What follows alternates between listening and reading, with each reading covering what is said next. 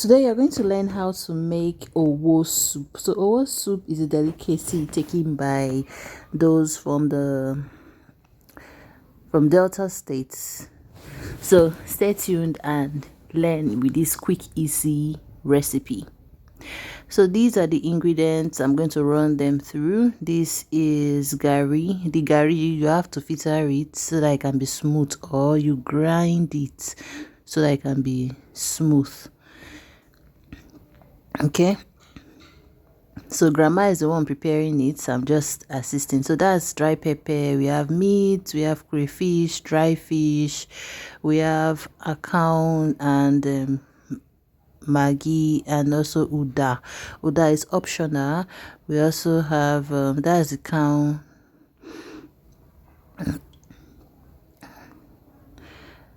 that's also cow. Then we have salt and palm oil. So let's jump right into preparation.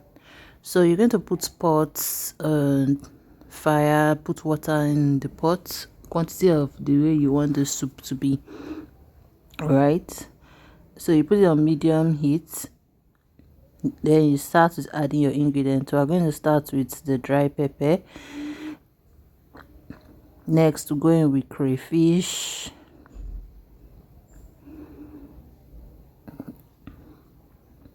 After adding crayfish, you're going to go with our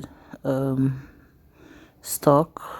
So then the gari, you soak it with water just like this, then you drain out the top of the water so that you're left with the gari itself. Then you add it into the pot you cooked.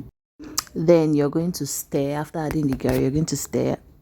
You're going to keep stirring, otherwise you have lumps in the owoh soup. So you continue stirring.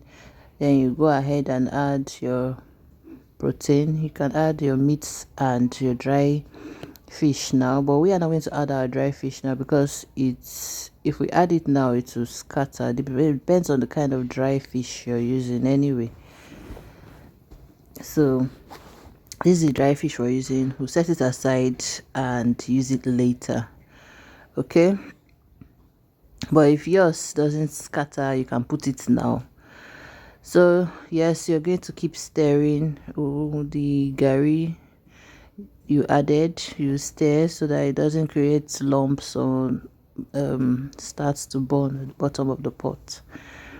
So once you're done stirring, and once and then you go in and add your uda. Like I said, it's optional, so if you just like the spice uda brings into soups, you can add. If you don't like, you leave it. So you're just going to wash it, remove the seeds, and then add it into the soup. Then we've just added a dry fish, and as we added it, we're not going to turn too much, and we're going to turn off the heat because now we are going in to add the oil and account, because if it's on, it's going to boil out. You know what account does to soups now? It will boil and start messing up your gas. Okay, so the account is not blended, so it's still in solid form.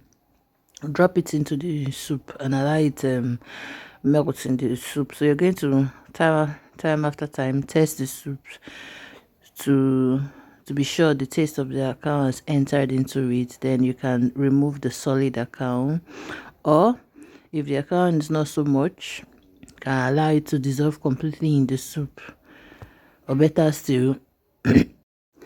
So yeah, once you're done with stirring it, you add the oil. So the quantity of oil depends on how you also like oil in soups. If you like a lot of oil, if you like your owoh soup very red, then you put lots of oil. If you don't like it too red, then just moderately.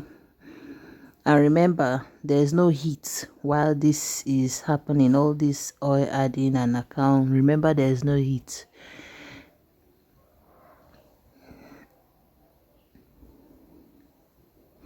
So you stir, stir, stir, and once you're done stirring, you test to see if your soup is tasting nice, if there's a cow, salt, pepper, if everything is okay in the soup. It's not looking so thick now, but once the soup cools down, it will thicken up on its own. That's Owoh soup for you.